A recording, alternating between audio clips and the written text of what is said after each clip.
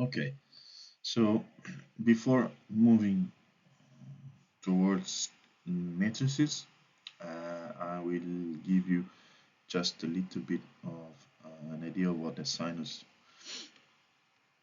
of an angle, let's call it x, is, and what a cosinus of an angle is. So there are many ways, and in power series slides I will do in the future, I will give another interesting uh, representation of these two functions. But basically, a sinus and a cosinus are functions.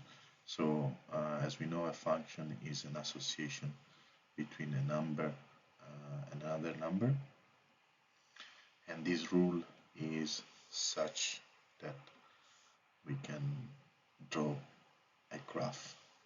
Okay, this is a very pragmatic way of looking at a function. What's the I'll try to sketch it.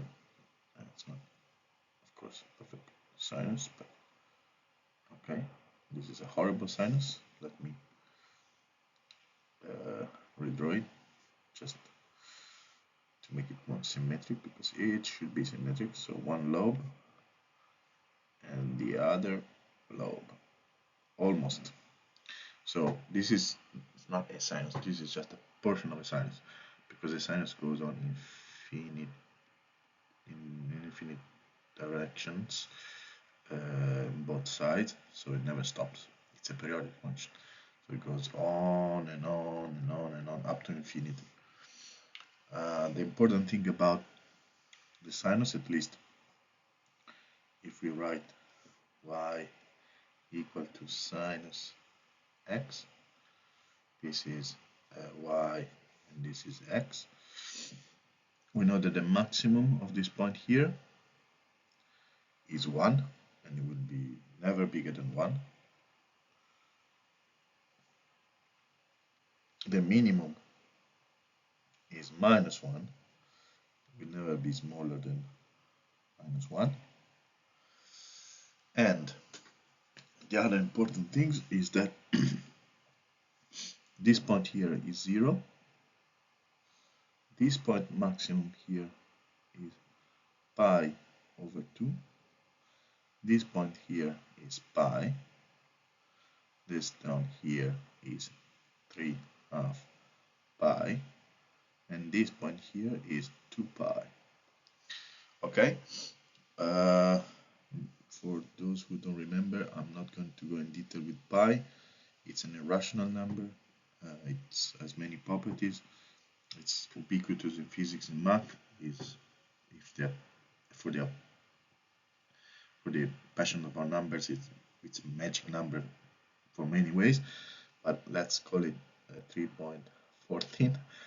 It's a rough approximation. I think it's 1416 or something.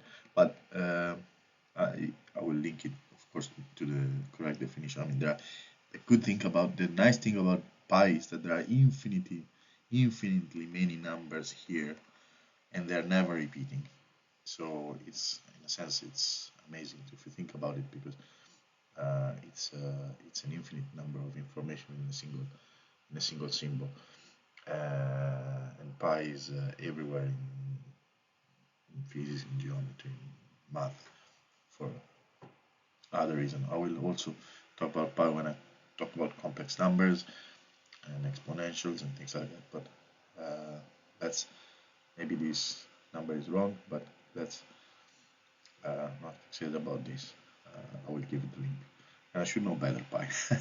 But anyway, so pi. So what is pi? Also, pi is usually, oh no, the cosinus first, the cosinus, and now we'll go on.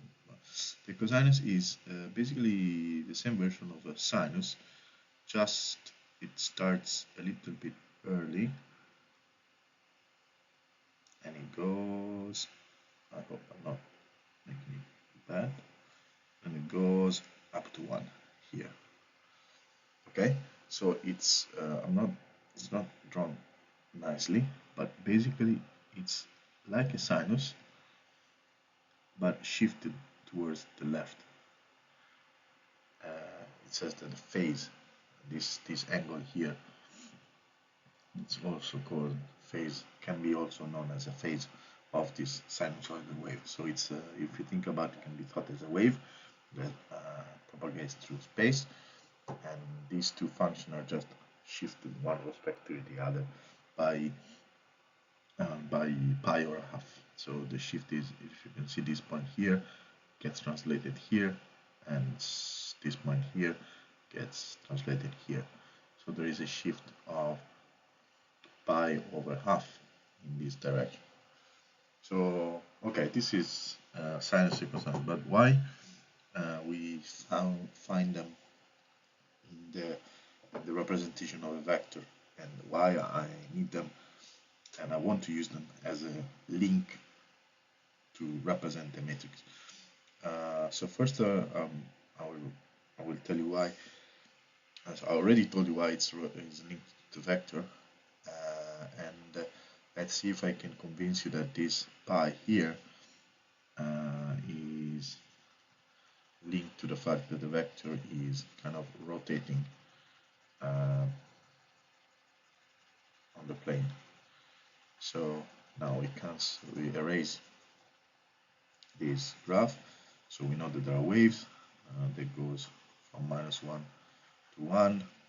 The periodicity is 2 pi, meaning actually, yes, it's 2 pi, meaning that it gets the same value every 2 pi. And let's see, pi is this rational number here. Fantastic, which I don't remember all the digits, of course, but not even more than 3. Doesn't matter. Okay, so we have let's pick a vector again.